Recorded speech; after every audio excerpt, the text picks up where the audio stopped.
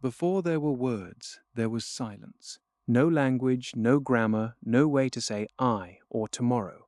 So, how did early humans go from complete silence to full conversation? The answer starts with the body, long before it ever reached the voice. Long before spoken words, our ancestors likely relied on gestures, pointing, hand signals, facial expressions.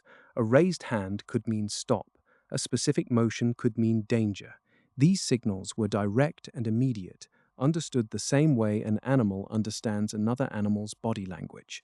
Eventually, those gestures became tethered to sounds. A specific hand motion for danger became paired with a specific vocal pitch. Over thousands of years, the vocal component took over. It was more efficient. You didn't need to see the speaker's hands to understand them. You could talk in the dark. You could talk behind a bush. You could shout a warning from across a ravine. One key piece of the puzzle may have fallen into place around 50,000 to 70,000 years ago, in a period some archaeologists call the cognitive revolution, though the exact timeline is still debated. Around this time, we see an explosion in symbolic thinking. Cave paintings, ritual burials, and decorative jewelry begin to appear.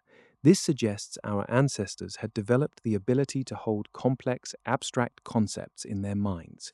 They weren't just reacting to the world anymore, they were interpreting it.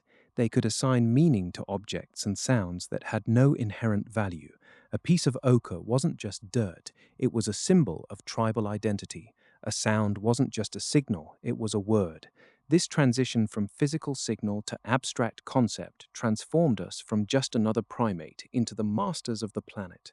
Language allowed us to pool our collective knowledge. You didn't have to learn by trial and error. You could learn by instruction. If a predator was lurking near the watering hole, someone could describe it to you in vivid detail, and you would know exactly what to look for without ever seeing it yourself. This is the superpower of cumulative culture. But consider the cost of this transition. When we moved from a world of direct, honest communication, a gesture of aggression or a purr of comfort, to a world of symbolic, abstract language, we created the possibility of the lie. In a world of simple signals, you can't fake a threat. It's either there or it isn't. But with words, you can craft a narrative that isn't true. You can manipulate, you can deceive, you can create entire mythologies that have no basis in the physical world. We spent hundreds of thousands of years refining our ability to speak, but perhaps the most interesting part of our story is that we are still trying to figure out how to use that power.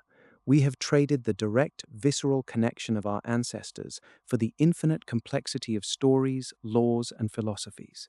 As we look back at the silence of those early humans, we have to ask ourselves, in our obsession with words, have we lost the ability to understand what was being communicated before we ever spoke a single syllable? Are we so busy talking that we have forgotten how to listen to the world beneath the language? The mystery of our origin isn't just about how we learned to talk, it's about what we left behind in the silence.